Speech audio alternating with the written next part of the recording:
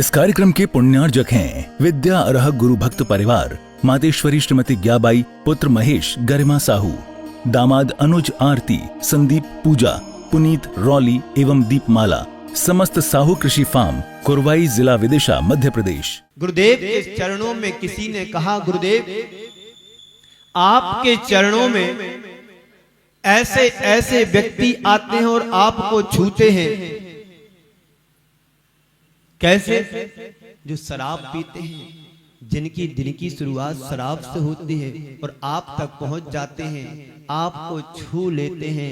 हम लोगों को देख करके अच्छा नहीं लगता है। आप इतने महान हो, आप इतने महान गुरु हो और आपको कोई अशुद्ध व्यक्ति छुए तो हम लोगों को अच्छा नहीं लगता है। ऐसा नहीं होना चाहिए। तो गुरुदेव ने क्या कहा पता है आपको? गुरुदेव ने कहा कि वो जैसा भी हो रहने दो। यदि व्यक्ति बीमार होता है तो कहां जाता है?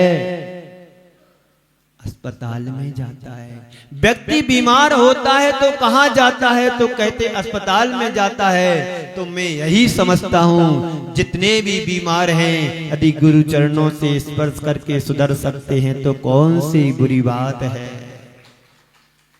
समय पाकर के हमें भी सुधरना है। बंधुओं, चातुर्मास चल रहा है, ऐसा तो नहीं लग रहा कि पूरा हो गया है। मुझे तो यही प्रतिभास हो रहा है कि चातुर्मास पूरा सा हो गया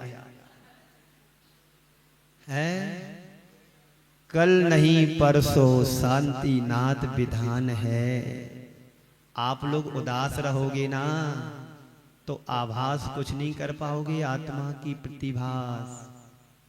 जीवन के उत्साह को जगाना है बंधुओं, अंदर के उत्साह को जगाओ। पता नहीं किस मोड़ पर तुम्हारे जीवन की इति हो जाए। एक व्यक्ति मेरे संपर्क में थे, उस समय में उनकी नगर में था। 1998 से जुड़ी हुए थे और 2010 में मेरा वहां गर्मी के समय का प्रवास था। धर्मात्मा थे, पूजन पाठ करना, अभिषेक करना। ललितपुर की बात है, क्षेत्रपाल की। क्षेत्रपाल के पीछे उनका घर है और दोपहर में समाचार मिला कि महाराज श्री फलाने व्यक्ति आइसक्रीम खाते खाते सोफे पर टिके ही रह गए। क्या पता जीवन का जितने क्षण हमें शुभ श्वास लेने के मिले हैं, उन क्षणों में हम अपने जीवन को व्यर्थ में क्यों गंवाएं? एक एक श्वास की कीमत समझो तो जीवन का उत्थान और उत्कर्ष होगा। वरना समय अपनी गति से बह रहा है, उसे कोई तुम क्या प्रभु भी उस टाइम को, समय को रोक नहीं सकते, बांध नहीं सकते हैं। बांध सकते हैं तो हम अपने मन को रोक सकते हैं कि नहीं मुझे अभिषेक करना, नहीं मुझे पूजन करना, नहीं मुझे प्रक्षाल करना, नहीं मुझे प्रवचन सुनना। सुनोगे तो पाओगे, इसमें तुम्हारा ही भला है, किसी और का भला नहीं होगा। इंडिविजुअल, हर व्यक्ति स्वतंत्र सत्ता को लेकर के जीवन जी रहा है। यदि आप सुनोगे, आप समझोगे, आप समझोगे तो तुम्हारे जीवन का कल्याण सुनिश्चित है। दूसरा सुनेगा तो उसका भला होगा और नहीं सुनेगा तो और महाभला होगा। क्यों? पतन तो होना ही होना है। जिस सीढ़ी से तुम ऊपर चढ़ते हो, उसी सीढ़ी से व्यक्ति नीचे भी उतरता है। अब तुम्हें तय करना है कि हमें अपने जीवन की शुरुआत उत्कर्ष की ओर करना है कि उत्कर्ष से पतन की ओर करना है। पूजा का फल तो यही है कि पाप से मुक्ति होती है और पुण्य की प्राप्ति होती है, परंपरा से मोक्ष मिलता है। इसलिए पूज्यपाद स्वामी कहते हैं, भक्ति के माध्यम से। एकापि समर्थे हम दुर्गति निवारयितु दान्तु मुक्ति श्रेया पुण्यानि च। हे भगवान, आपकी एकमात्र सेवा पूजा शुश्रूषा ही मेरे लिए पुण्य की प्राप्ति के लिए कारण है और पाप के प्रक्षालन के लिए कारण है, दुर्गति से बचाने के लिए है और सद्गति को प्राप्त करने वाली आपकी पूजा है। तो बिंबों के अभिषेक कार्यरत हुआ इंद्र सौधर्म महा, दृश्य बना उसका क्या वर्णन, भक्ति भाव से धर्म रहा। सहयोगी बन उसी कार्य में शेष इंद्र जय गान करे, पूर्ण चंद्र सम निर्मल यश ले प्रसाद गुण का पान करे। जो पुण्य के रूप में प्रसाद मिला है उसका पान करें, अमृत का पान करें, वो अमृत जो तुम्हारे जीवन को अमृतमय बना दे। त्रिलोक परिणति में जिनाभिषेक का अनेक स्थानों पर उल्लेख मिलता है। ऐसा लिखा है कि कोई भी देव जब उत्पन्न होता है तब उसका देवाभिषेक होता है तथा उसे वस्त्राभूषणों से अलंकारों से अलंकृत करके, नए नए आभूषण कपड़े पहना करके जो तुमने कभी देखे भी नहीं होंगे, ऐसे वस्त्राभूषणों से अलंकारित करके फिर उसे सभा में ले जाने के पहले अकृत्रिम चैत्यालों की वंदना कराते हैं। सम्यक दृष्टि होगा तो सुता जाएगा, वो मिथ्या दृष्टि देव होगा तो उसे प्रेरणा दी जाती है, जाओ। वो जाता है अपने कुल देवता समझ करके भगवान के दर्शन करने। एक अंतर मुहूर्त में शादी विधि क्रिया हो जाती है। आपके यहाँ बच्चे का जन्म होता है तो 10वें दिन उसकी माँ को नहलाते हैं, बच्चे को भी नहलाते हैं। क्यों? अभी जे अशुद्ध है, अब यहाँ के पानी से जल से नहाएगा। और 45वें दिन जिनालय के दर्शन कराते हैं। और गुरु यदि नगर में होते हैं तो स्वस्तिक मस्तिक पर बनाते हैं, उसको जैन बनाते हैं। नमोकार मंत्र ये विधि ये प्रक्रिया सदियों से नहीं भवों भवांतरों से चली आ रही है, लेकिन हम दिनों दिन इस चीज को भूलते चले जा रहे हैं।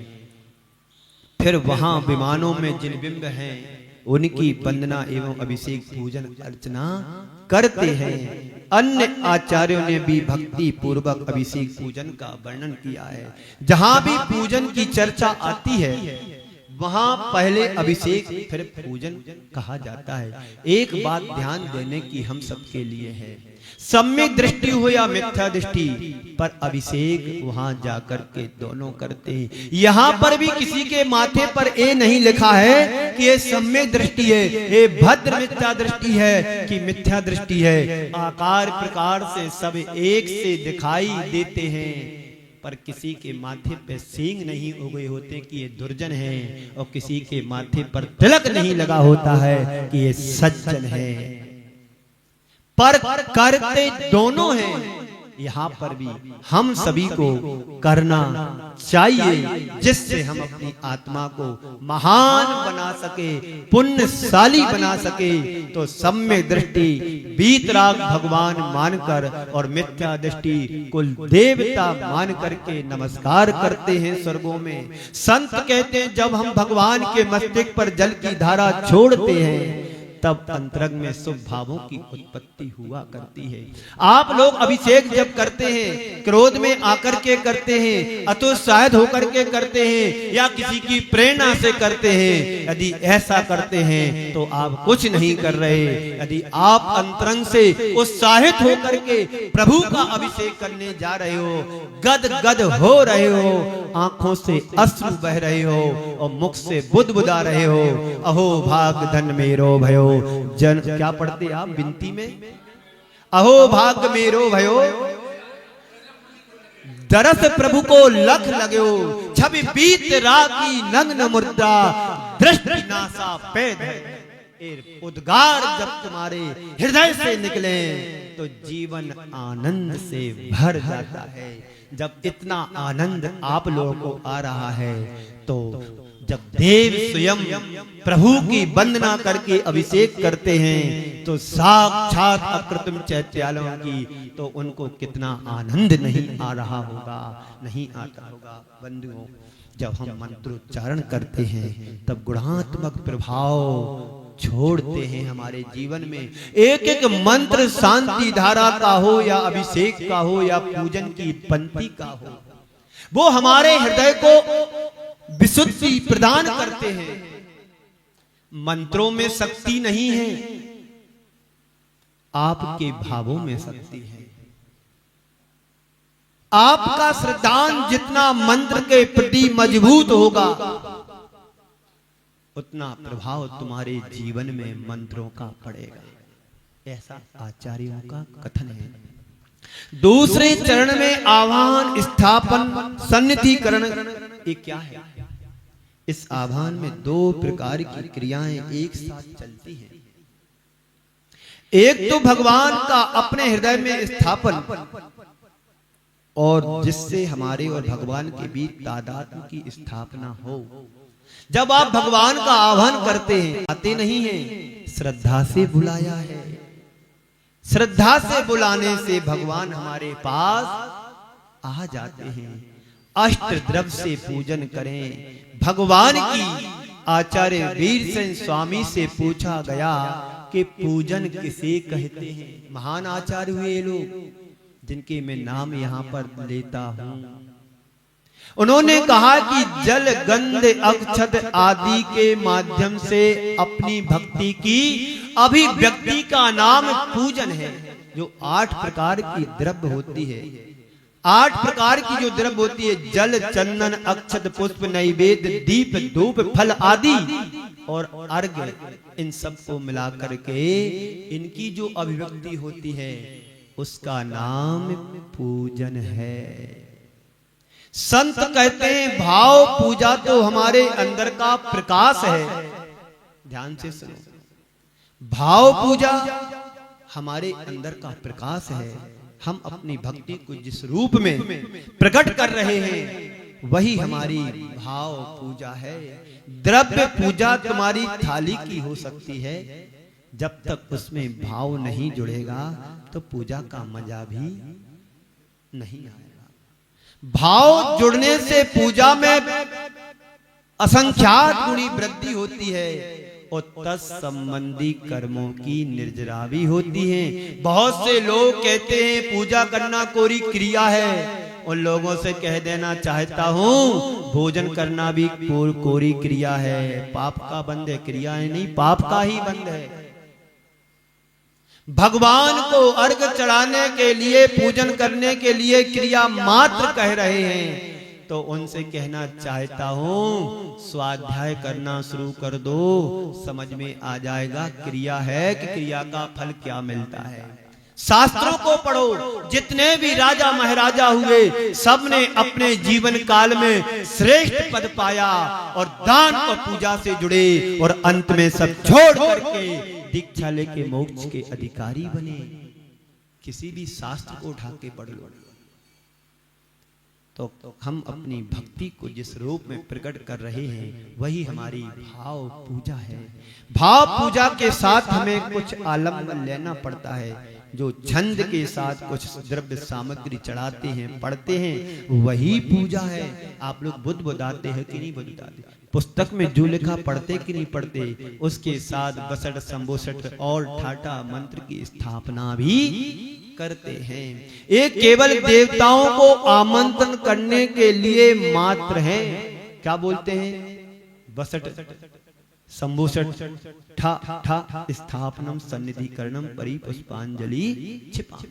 ये बोल क्यों? हम देवों को हमने ठोने में स्थापना की है, और जब स्थापना हो जाती उसके बाद जल, चंदन आदि विधि के माध्यम से करते हैं। और लास्ट में बिन जाने वा जान के रही टूट जो कोई, ये पढ़ करके स्वाहा कर देते हैं। फिर बोलते जो जो आए देवगढ़ जाएं अपने अपने थान। अभी नहीं जाना, अभी समय बाकी है 15 मिनट का। अभी 15 मिनट बाकी हमारे आज के प्रवचन के। आज मैं पूरा प्रसंग करूंगा पूजा का, 50-60 मिनट का पूरा प्रवचन होगा आज। तो आगे चलते हैं। एक केवल जो मंत्र है स्थापना के, देवताओं को आमंत्रित करने के मंत्र होते हैं। जो मंत्र शास्त्र को जानते हैं, वे इस बात को जानते हैं। सन्निधिकरण का मतलब साक्षात समूह शरण। क्या अर्थ है? देखो, आप पूजा करते हैं, आपको पता नहीं होगा इन शब्दों का अर्थ, ध्यान से सुनो।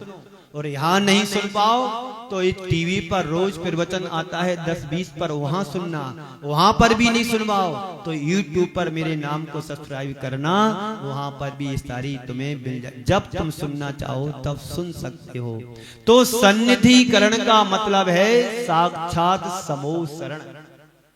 साक्षात वीतराग देव है, मैं देव हूं। इस तरह से अपने और भगवान के साथ एक रूपता होने का नाम। जब तुम भगवान की पूजन करने के लिए बैठे हैं, सामने भगवान है, उनके सामने उनका भक्त है, दोनों के बीच में एक रूपता का नाम सन्निधिकरण है। तभी ना धनंजय कवि ने पूजन की थी, किसी को महत्व नहीं दिया। बेटे को सर्प ने काट लिया तो काट लिया होगा, मैं क्या करना। मेरी पूजा के बीच में कोई दूसरा नहीं आ सकता है। सभी देवी देवता मिलकर पूजा में सम्मिलित होते हैं, सब मिलकर पूजा करते हैं। जब बड़े अनुष्ठान होते हैं, अभी 19 तारीख को शांतिनाथ विधान होगा, तो यहाँ पर सब मिलकर के बड़ी पूजा करेंगे, हम सब मिलकर के। इस तरह से आवाहन स्थापन सन्निधिकरण करें। आचार्य कहते हैं पूजा पढ़ते समय पीठिका में क्या पढ़ते हैं? द्रव्यस्य शुद्धि मदिगम यथान रूपम भावस्य शुद्धि मदि कामादि गंत कामा आलम्बनानि विविधानि बलम बलगन भूतार्थ यज्ञ पुरुषस करोमि यज्ञम। कितने सुंदर भाव लिखे। कभी इसका अर्थ समझने की कोशिश की? बस रूटीन से पूजन कर रहे हैं तो रूटीन से करते चले जा रहे। एक एक शब्दों का अर्थ तो समझो। शुरू से विनय पाठ से लेकर के विसर्जन तक पूजन का अर्थ समझने की कोशिश करो। आपको टाइम हो तो दोपहर में 1 घंटे का समय दे सकता हूँ, पूजन की विधि समझा सकता हूँ, अर्थ बता सकता हूँ। हे भगवान, मैं शुद्ध हूं, निरंजन हूं और शुद्ध द्रव्य लेकर आपके पास आया हूं, जैसा आगम में बताया है। लेकिन किस लिए? भावों की उत्कृष्ट प्राप्ति के लिए ही यह शुद्ध द्रव्य लेकर के मैं आया हूं। संत कहते हैं द्रव्य के माध्यम से भगवान का गुणानुवाद करना चाहिए, सभी करें। जिस दिन पूजन करते करते निज दर्शन की अनुभूति होने लगे, समझना कि मेरी पूजन और वंदना करना सार्थक हो गया। इसलिए भावों से पूजन करें, द्रव्य को सामने रखें और भावों को जोड़ें। जो मैं चढ़ा रहा हूं क्या ये वही है? कल्पना करके चढ़ाओ। पुष्प की बात आती है तो आप चावल को पुष्प समझें। इस कार्यक्रम के पुण्यार्जक थे विद्या अरह गुरु भक्त परिवार, मातेश्वरी श्रीमती ग्याबाई, पुत्र महेश गरिमा साहू, दामाद अनुज आरती, संदीप पूजा, पुनीत रौली एवं दीपमाला, समस्त साहू कृषि फार्म, कुरवाई, जिला विदिशा, मध्य प्रदेश।